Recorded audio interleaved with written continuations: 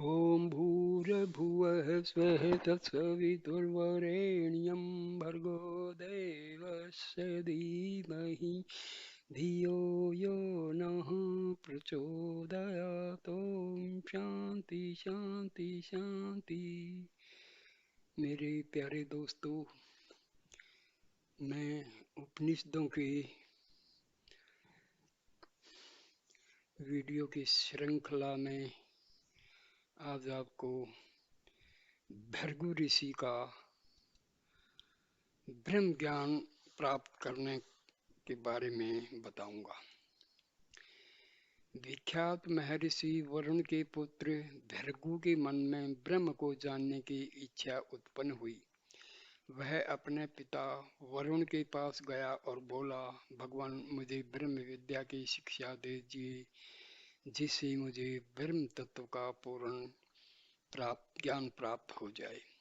वरुण ने अपने पुत्र की हार्दिक आकांक्षा से परिचित होकर कहा, अन्य में शरीर तथा उस शरीर के भीतर प्राण, आंखें, कान, वाणी और मन, इन सब को ब्रह्म ज्ञान का द्वार जानो।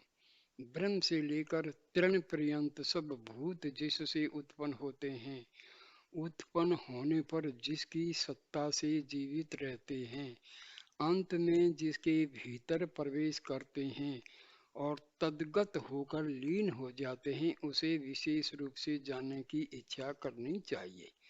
भृगु ने जब अपने पिता से इस प्रकार की बात सुनी तो वह ब्रह्म का ध्यान करने के उद्देश्य से तप करने लगा। तप करने पर उसे यह बोध हुआ कि अन्न ब्रह्म है, क्योंकि अन्न से ही ये सब प्राणी उत्पन्न होते हैं। अन्न से ही जीवन धारण करते हैं और फिर अन्न में ही जाकर प्रवेश करते हैं।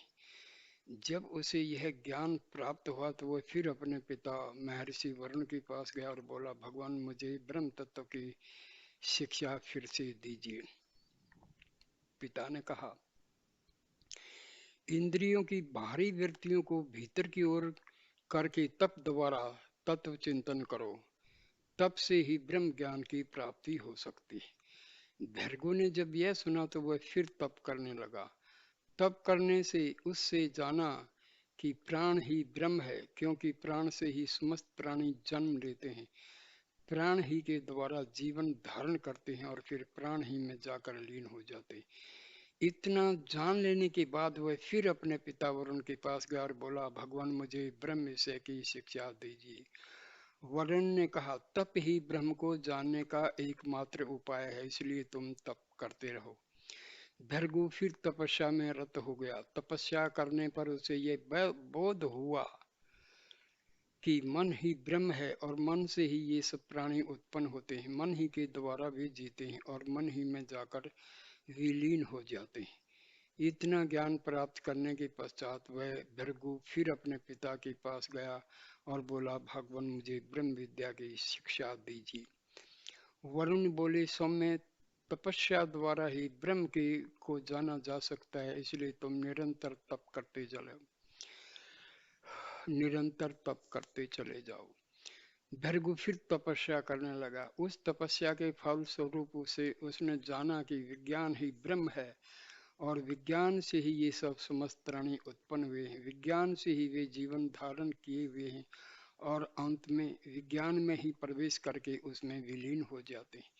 यह जानने के पश्चात वह फिर अपने पिता महर्षि वरुण के पास गया और बोला, भगवान, मुझे इसके आगे ब्रह्म विद्या की शिक्षा दे दीजिए। वरुण बोले, तपस्या द्वारा ही तुम ब्रह्म का रहस्य जान सकते हो, इसलिए और अधिक तप करो। भृगु ने पिता की बात मान ली और वह फिर तप में जुट गया। तप करते करते उसे बोध हुआ कि आनंद ही ब्रह्म है और उसी से इन सब प्राणियों की उत्पत्ति होती है, उसी के द्वारा सब प्राणी जीवन धारण करते हैं और अंत में उसी में जाकर विलीन हो जाते हैं। वरुण द्वारा भृगु ने जो ब्रह्म ज्ञान प्राप्त किया वह परम अंतर आकाश में स्थित है। जो व्यक्ति उसे जान लेता है वह पर ब्रह्म में स्थित हो जाता है। वह अंत में अन्न से युक्त होता है, अन्न का भोग करने में समर्थ होता है, संतान सुख प्राप्त करता है, पशुओं से तृप्त होता है और ब्रह्म तेज द्वारा महान होकर अमित कीर्ति प्राप्त करता है। बहुत ही अच्छा जो है ये ब्रह्म ज्ञान प्राप्त करने का रास्ता बताया महर्षि भृगु को। सो दोस्तों, छोटा सा वीडियो है परंतु बहुत ही ज्ञान से भरपूर है। Thank you for watching and listening this video. Please share this video and like and comment and subscribe my channel. Thank you.